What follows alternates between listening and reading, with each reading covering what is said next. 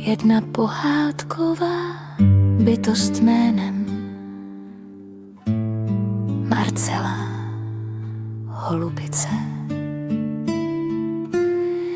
Nebyla to ani žena, ani pták, ale co si mezi kulatá, s hlavou posazenou tak blízko ramen, že se zdálo, jako by krk nikdy nepoznala. V lese jí proto říkali holub. Marcela měla zvláštní dar, uměla lhát tak sladce, že se pravda schovala sama.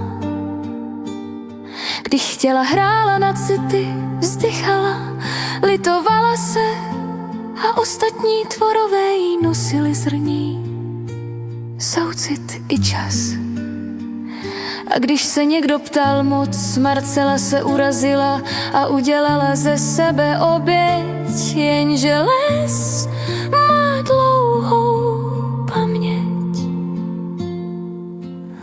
Jednoho dne se lži začaly navzájem plést. To, co řekla lišce, nesedělo s tím, co vyprávěla sově. A když přišla povodeň, Marcela už neměla koho obvinit, koho obehrát ani komu zalhat. Stála tam sama, obklopená vlastními slovy, která se na ní sesypala jako peří po bouřce. A tehdy na ní došlo.